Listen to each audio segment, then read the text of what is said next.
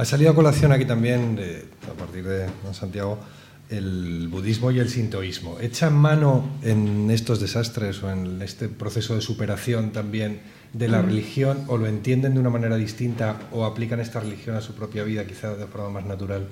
O sea, porque a mucha gente igual, incluso a alguna gente que esté aquí, igual les sorprenderá incluso el hecho de que compartan dos religiones simultáneamente, ¿no? Entonces, esto, ¿podría explicar un poquito? A ver, el experto en religiones. Bueno, es un tema complicado. Yo diría, de una manera sencilla, que el pueblo japonés tiene como ha aportado el miembro de la audiencia, tiene un sentido religioso de la existencia.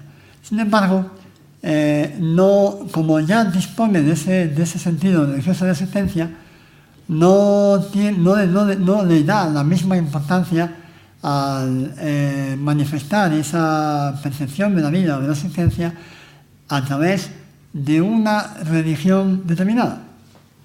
Tiene más importancia esa concepción de base, esa sensibilidad de base que aparece en estas cosas que hemos leído, en estos momentos, en momentos de desastre natural. Hay una especie de consenso colectivo. Todos tienen una percepción común, por supuesto, enraizada en su historia, en su cultura.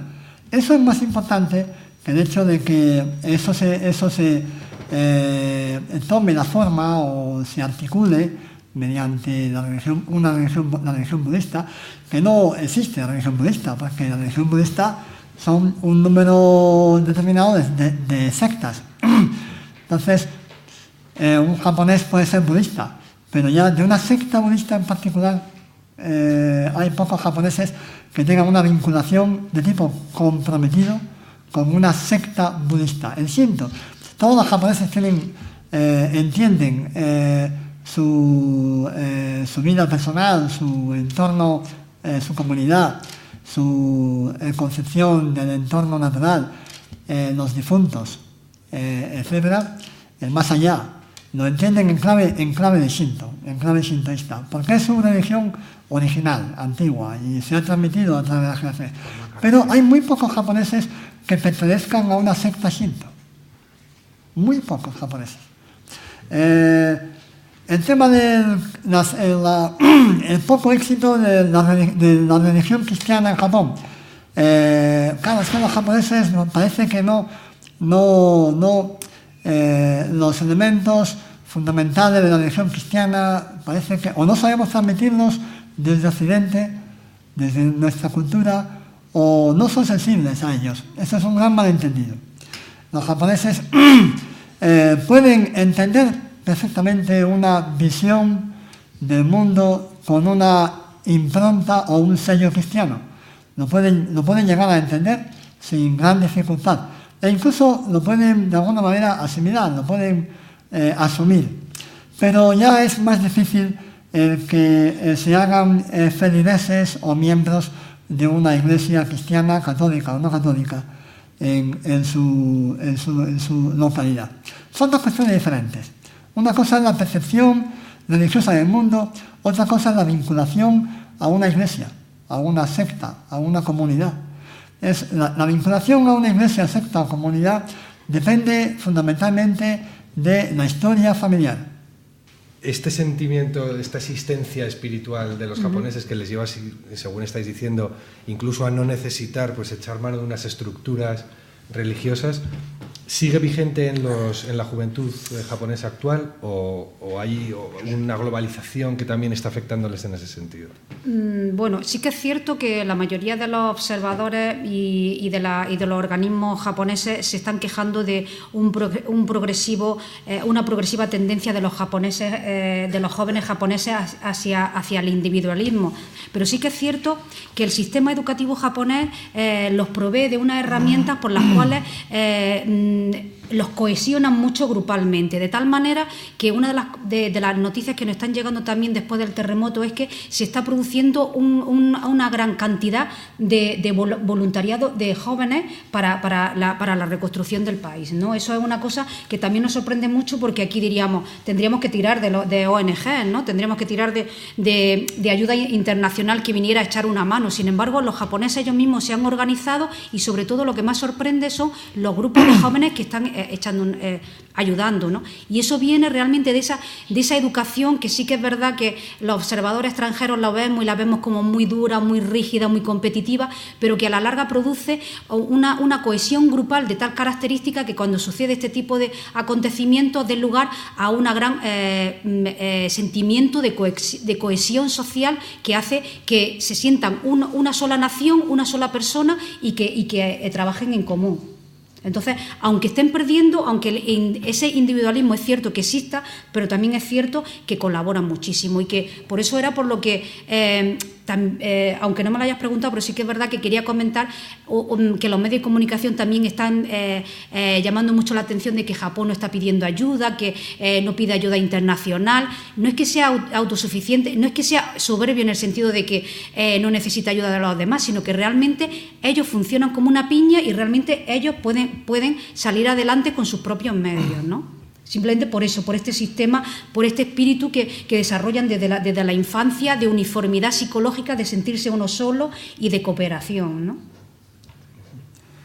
Si me permites, hay una anécdota curiosa sobre los jóvenes japoneses. Como saben, en Salamanca tenemos muchos jóvenes estudiando castellano. En una encuesta informal que hicimos en una ocasión, le preguntamos por qué estudian castellano. Imagínense la respuesta mayoritaria. Pues la mayoría respondieron que para servir a su país. Esa fue la respuesta mayoritaria. Sí. Igual que por lo que nosotros estudiamos japonés, ¿no? Exactamente. Para servir a Dios y a usted. Bueno, pues, yo, por último, sí.